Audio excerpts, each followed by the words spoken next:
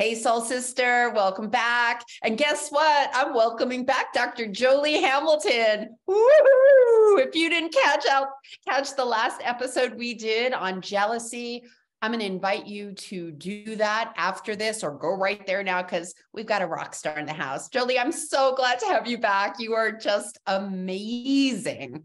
I'm super glad, because the conversation we had, it generated a lot of energy in me. Like, thinking about these topics with a new person always brings up new angles. I know. Every time I'm interviewed, it's fun. I'm like, wow, I usually go fresh off the press, and I write something down because I'm like, that never came out of my mouth before. It's so much fun.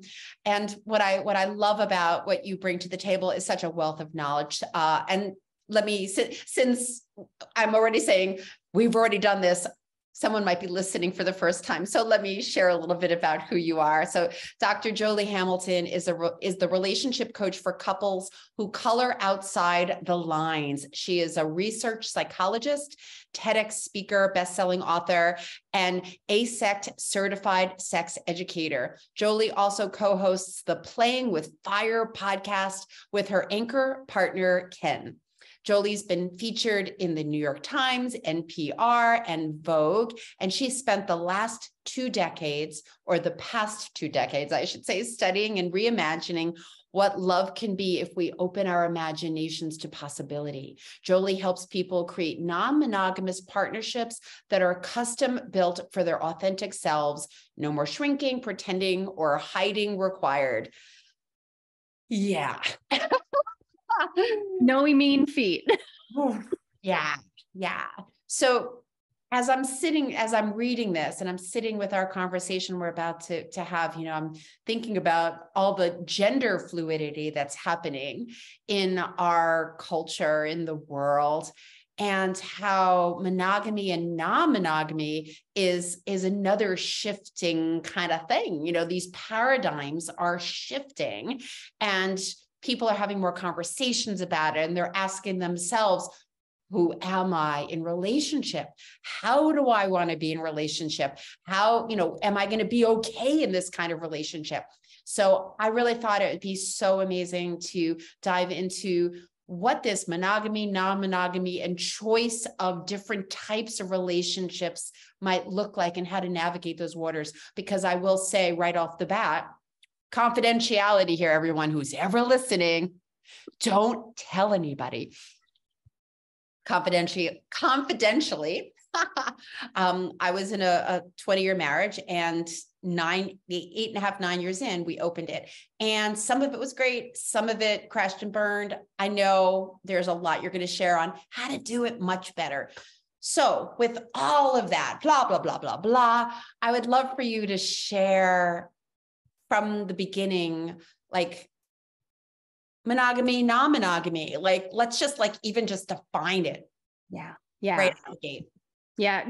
Defining terms, first off, what a great way to share meaning. So I like to think about monogamy and non-monogamy as really that is a really very backed out view of relationships, because monogamy theoretically in the zoological sense means one thing, but let's just talk about how we use the word in our day-to-day American culture. When we say monogamy, we usually mean we are committed to one partner, usually sexually, usually sensually, usually financially, usually emotionally, except we're also allowed to have friends. So that's interesting.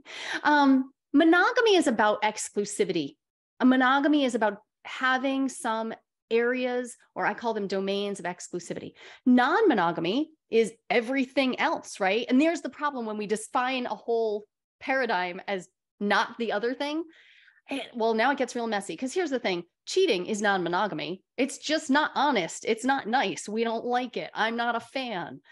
And then there are all sorts of healthier ways to go about what I think of as expansive relationships. Yeah. So, that means we're deciding to have exclusivity in some areas of our relationship, expansiveness in others, or some people are way over. Imagine this is a spectrum. Some people are way over on the spectrum where they're like, nope, we are expansive in all areas. And they might consider themselves relationship anarchists. And they might say all things, every relationship will exist how it does. And we do not draw boundaries and borders around exclusivity anywhere. Wow. And yeah. So here's the thing. When you're talking to somebody about non-monogamy, the absolute next question is, tell me more about what that means to you. Yes. And you ask it without judgment, turn your most curious, gentle self on the question and just let the person tell you, because their brand, their version is going to be unique to them. I still ask every person I date, I'm not monogamous myself. I ask every person I date and I invite them to ask me to tell each other what our non-monogamy looks like. Really important. Thank you. Thank you. And not just yet, but coming in this podcast, we're going to talk about how to navigate the dating waters with people that may or may not be monogamous or non-monogamous. And, because that happens too. So stay tuned, because we're totally going to address that. I would like to know, where does polyamory fit in the non-monogamy world or non-monogamous world? And define polyamory first for people that may not know that. Yeah. So we'll think about this as a spectrum so you can envision it. You've got monogamy over here where we've got a lot of exclusivity. We've got non-monogamy, which is a very vague term, which I actually like a lot, but it's vague. Consensual non-monogamy is generally to connote that the idea that everybody involved knows what's going on, but it does not define, it's not specific about what's going on. Polyamory, the frisky conglomeration of Latin and Greek that it is, right? Poly means many, amor means love. So polyamorous means many loves. And when people are describing themselves as polyamorous, you still need to ask them, what does that mean to you? But I've talked to thousands of people about this, and I would say the general sense is that feelings are allowed. Feelings are encouraged. Emotional intimacy is normal, it's normalized, and it's seen as a benefit. It's part of the reason why we do this. Whereas we might contrast this with swinging.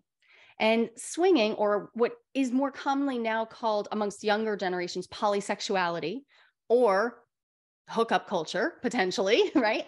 It's about sex only. We're not getting feelings involved, or at least that's the idea.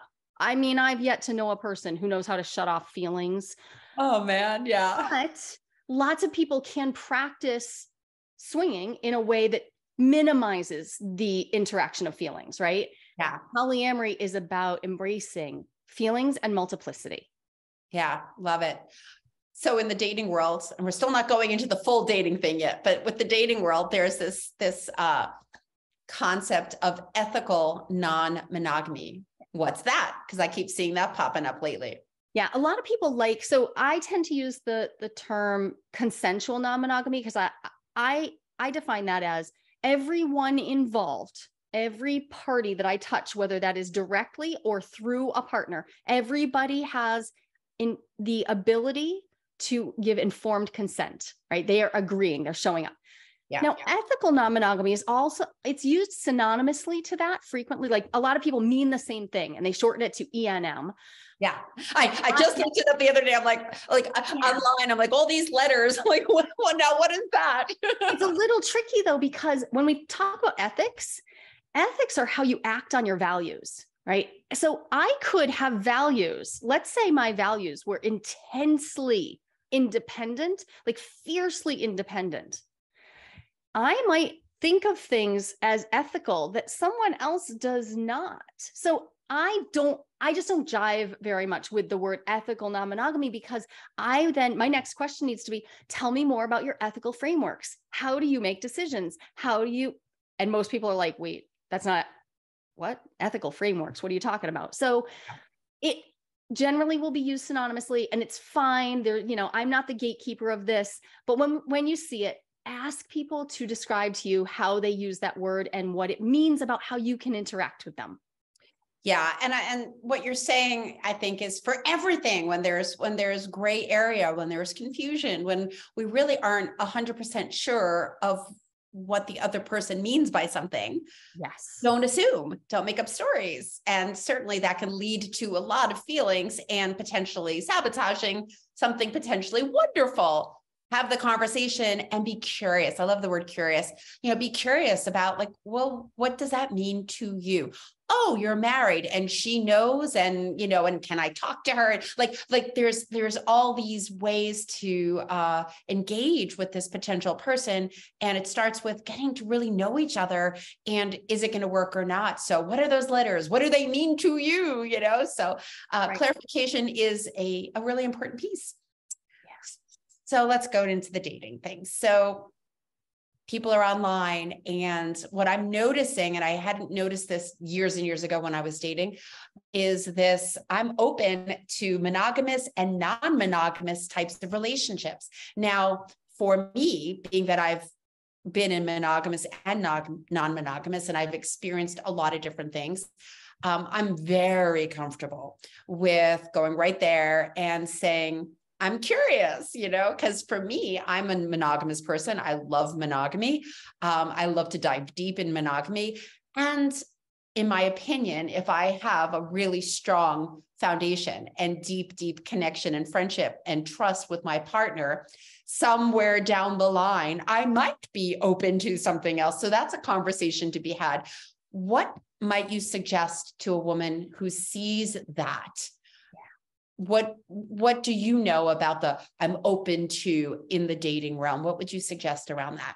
Yeah. So I am a non-monogamous woman in the dating pool. So I have my own experiences, and I want to verify for you, you are not imagining things. In fact, we know that at post the intense part of COVID, a lot of people all of a sudden they took some time to consider, their imagination expanded a little bit. The stories in the world have expanded. A lot of people have the language to at least say, like, I guess I could do non-monogamy, which is not the same thing as having experience or having taken the time to get really knowledgeable about the best practices of it. So I never assume too much. If somebody says they're open to it, I just use that. Yep. That means that they're also open to me asking questions about what that means. And if they're not a good potential date anyways, because who wants to go on a date with somebody who can't ask questions of? But there is a real advantage to everybody talking about this openly, because to some degree, I think when people post that, when your dating profile it's marketing. It's marketing yourself, right? And so some people will actually not put down that they're open to non-monogamy because they're like, oh, that might limit my choices. Other people might put it down because they think it does open up their choices. Just like a lot of bisexual men are like, I can't put that down because they get rejected by heterosexual women, which is really, that's sad and hard. Being a person who's married to a queer man, that's rough for them. So one of the things we have to remember is a dating profile it's only a first glance, and it is somebody trying to help you understand enough about them to go on a date, not to marry, right? Like they may not have been as accurate as you think they should have been because they're out there trying to figure it out too. So I like to grant people a lot of generous goodwill around what they put down and ask good questions. So we still have to deal with, do I even want this question on the table? Because if you're getting a full body no right now, even just hearing me talk about it, or when you heard me say I'm non-monogamous, if you got like you got skeeved, that's okay. I am happy to be a mirror for you in that. If that bothered you in any way, it might be that you are a full no to this, which means that you are in the position to offer a full no. This is just not something I am open to, even to somebody who you think otherwise might be a great potential partner. And at the same time, a lot of people get a full no because they've been conditioned to only have a paradigm of monogamy around them. And then we swim in this sea. I mean, I just went through the Christmas season watching rom-coms. Monogamy is all we know, right? There's nothing else. Even as we're seeing new queer storylines come up, yep, it's still like so much monogamy. So it is also possible that you are looking for monogamy because you don't even know what else there is. And here's the thing, it's not an either or. It's not monogamy or non-monogamy. It's not monogamy or a free-for-all. In fact, one of the things I specialize in is helping people figure out if they might be in this, there's a gray zone. I call it creative monogamy, where we are exclusive in some realms and we intentionally are expansive and we explore and experiment in thoughtful ways about where we want to be open. And we create really conscious relationship agreements that allow us to continually shift, because we won't stay the same over the next decade or two together. So I don't think anybody, unless you're getting a full body no that you are like, yep, and it doesn't align with my values and all that, I say this could be your invitation to get curious and to learn about actually how nuanced the conversation can be and how creative you can be. Because I really believe everybody deserves relationships that are custom built by the people in them, for the people in them. Wow. So beautiful. There are so many women that come to me and they're terrified of being cheated on. And so, when, I remember years ago when I started dating post-divorce and sharing that I was in an open relationship, somebody said, oh, you cheated on each other all the time. I was like, no, we were completely honest with each other. We had our conversation, we had our relationship boundaries and all of that. I mean, we gave each other the opportunity to explore and try new things. And it was over years and doing different things and having different flavors. And I'm just wondering from your perspective, the woman is online. They're saying monogamy and non-monogamy. Hopefully they're having the conversation. What does it mean to you? I know that in my mind, when I've seen the non-monogamy, one of the first things I thought of, and I know I'm going to have these conversations, I'm comfortable with these conversations, but I know for me, I thought, if they're putting non-monogamy, have they cheated on people before? Are they going to be able to be true to me? And I was just wondering, what do you know about that kind of piece to it?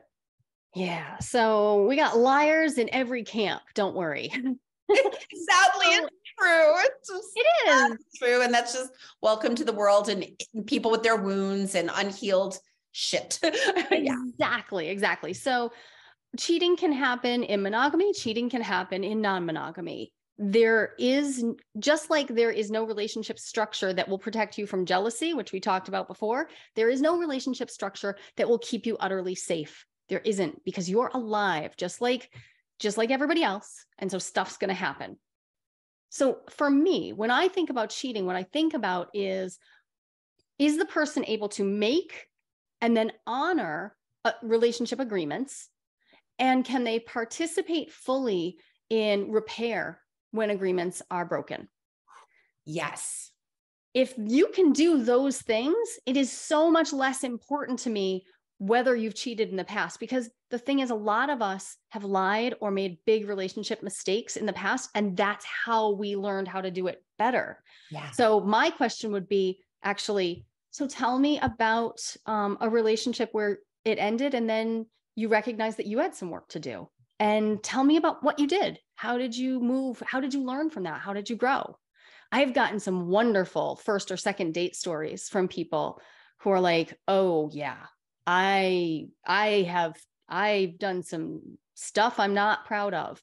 And then they talk about either the therapy that they went to or the men's groups that they've gone to and participated and grown, or they talk about having taken up a mindful sex practice, and gone to like tantra weekends and really escaped the old stories that they had and become new people. But I needed to invite them to tell me about that, because most people are going to put their best foot forward. So, and then we make assumptions. If you're assuming that all non-monogamous people cheat, then I will say, yeah, the numbers just don't pan out. The research tells us that cheating happens everywhere, and it's actually more prevalent in monogamy because there's no other option, right? Like if we're looking at the numbers, it's not looking really good. However, there is an interesting statistic. People who are having more than one sexual partner in non-monogamous circumstances usually have better STI protection practices than people who are monogamous and cheating.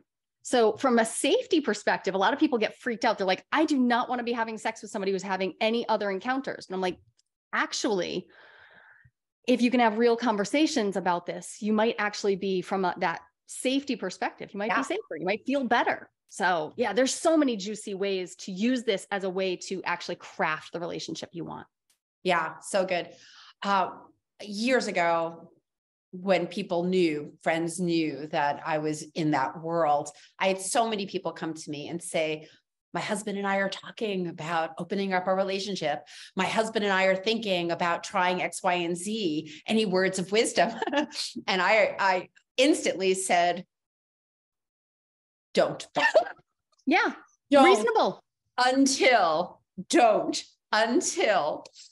you know you are 100% on the same page, that you are the best of friends and you have each other's back, that you can have good communication when the shit hits the fan, because there will be moments of jealousy, moments of, oh, this, that, or whatever that make you feel insecure, uncomfortable, or angry, or whatever it is. If you can have that solid foundation with good conversation and some good, healthy boundaries, go for it. It's amazing. And if you don't have that foundation, I truly believe you're going to just have a minefield. That's my perspective. That was my experience. What are some of the biggest mistakes you see people making when it comes to opening up the doors, or even starting? Because that's another question too. Somebody that actually, because I can't even imagine starting in a non-monogamous relationship without that foundation. I'm sure it's done all the time. Not for me. So what might somebody do to protect and expand their relationship, or even start there and not make some of those mistakes? What are some of the mistakes? Yeah. So there's two big mistakes right out of the gates. With longstanding couples who are looking to shift from a monogamous paradigm to, let's just say, a polyamorous one, just for an example, they're looking to shift those paradigms. They're going to make one of two mistakes. Either they're going to jump off the diving board into the dating pool and open up Tinder and go wee, and then find out that there was no water in that swimming pool. Ouch. And get some pretty bad injuries. Or number two, and I actually see this one all the time, they're going to talk about it for a decade. And it becomes, it moves from, oh, this is a juicy thing we talk about, and it really ramps us both up, to this is a juicy thing, I think, to, are we ever going to do this, to, oh my God, I can't believe we haven't done this. And now, I don't know what to do. And then instead of being fun, it actually becomes this thing I never did. And it becomes a regret. Ooh. Either of these paths is challenging, and both of them have a solution. The solution is to get help. You're not alone. You're not alone. If you are looking to explore, and for me, this goes whether you are looking to explore from the get-go with a new partner, or you are on your own and you're like, I have decided to be solo polyamorous. I'm going in on my own. I want multiple partners, but I don't have a partner right now. Or if you are a long-standing couple you've built a life you absolutely love and you do not want to burn it to the ground, you want a few things. You want community around you who gets it, so you're not going to have no place to talk about the stuff, and that you won't feel shamed about talking about this exciting new adventure. You're also going to want best practices, which means you need books are great. Books are awesome, but you need best practices that are delivered to you in a way that feels personal. I mean, I love books. My world is filled with them. I have thousands of them. But when we try to learn something from a book and then apply it in our real life, there is often a big skill gap. A guide, someone who's already been there, already made mistakes, that's your answer. You need a really skilled one. Dr. Joli. Yeah, exactly. I mean, this is what I do. And the reason I do is I threw my life into the wood chipper. I did. I was like, we're great. This will be fine. We're so happy. And I threw my life into the wood chipper, and I destroyed a 17-year relationship, 13 years married. We had 4 children together. Oof. And it was on me. I definitely did. Even though I never lied. I never had sex outside of the bonds of matrimony. I never did anything but bring my genuine, naive self and say, this could be. But I didn't know what I was doing. I didn't have the language, and we were surrounded by monogamy. And so I just kept solving all of our big problems with monogamous perspectives. Did not help. Wow. Yeah. So, I mean, this is why I studied what I studied. I studied jealousy academically, bachelor's degree, master's degree, PhD, now a second master's degree, all in the realm of jealousy. And when I did that, it was really evident to me that the people who want to transition, they want something more. I say it's the transition from monogamy to more. It doesn't have to be polyamory. It doesn't even have to be sex. You might just want more expansive friendships. Yeah. You might want really interesting new configurations. But when you want to shift from monogamy to more, who's going to help you? And if you feel like most of the communities are about sex, and that's not your prime mover, that can be really icky too. That can feel like a bad match for you. Yeah. Yeah. I remember feeling a lot of shame when we started doing it, mostly because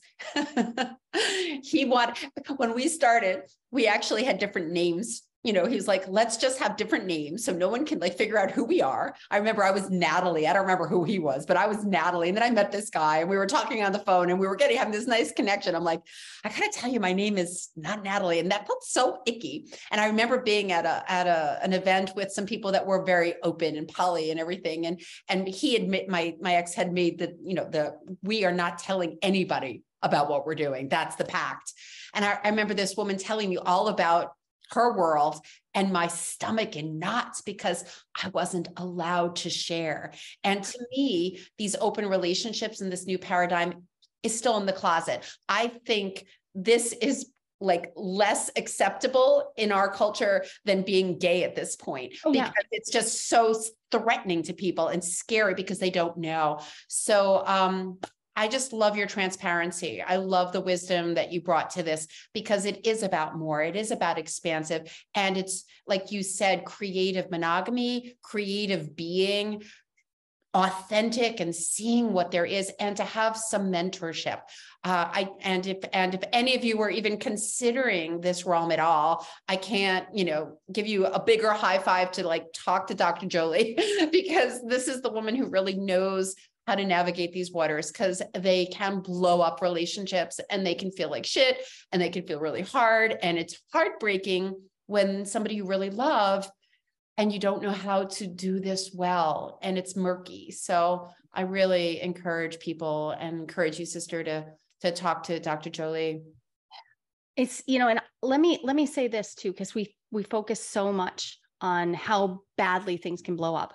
But I have been with my current partner for 13 years. We've been married for 9.5. We are happily, we're both queer and we're both out in all of our ways. And one of the ways is that we're polyamorous, and we have a delightful and very connected relationship, like highly connected. It is completely possible to have that dream relationship in the non-monogamous container. And a lot of people, they've never seen it, so they just don't know that it can exist. And one of the reasons Ken and I have our podcast, Playing with Fire, is because we like to just provide people with an example of like, we don't have the perfect way, but here's an example of what it can look like and what it looks like to move through these scary waters and then find each other over and over again. Yeah. It's delightful. So it's not all hard stuff. Some of it's really awesome and juicy. And the number one comment I get from people who go through my year-long program is,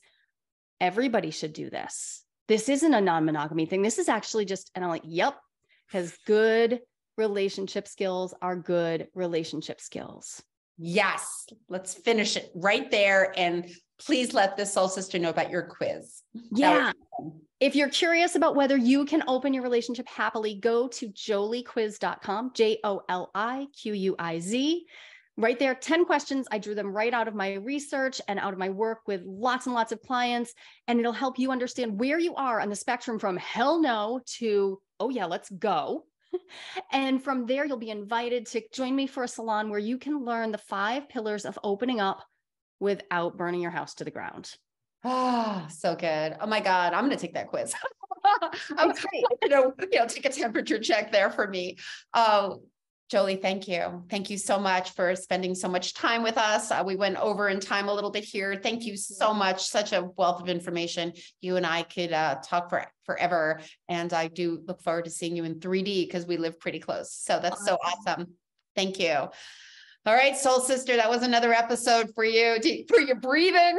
I hope you were breathing. It was a little bit of a like a roller coaster, I know, for some of you, because it's a huge topic and it's a topic that we don't typically talk about, and it can push some buttons. So just take good care of yourself, sister. Breathe, do some journaling, take her quiz, trust that you are exactly where you need to be. You're doing it. And if you found some value, you know what I always say, share it with a sister, and like and subscribe. Until we meet again. Mwah.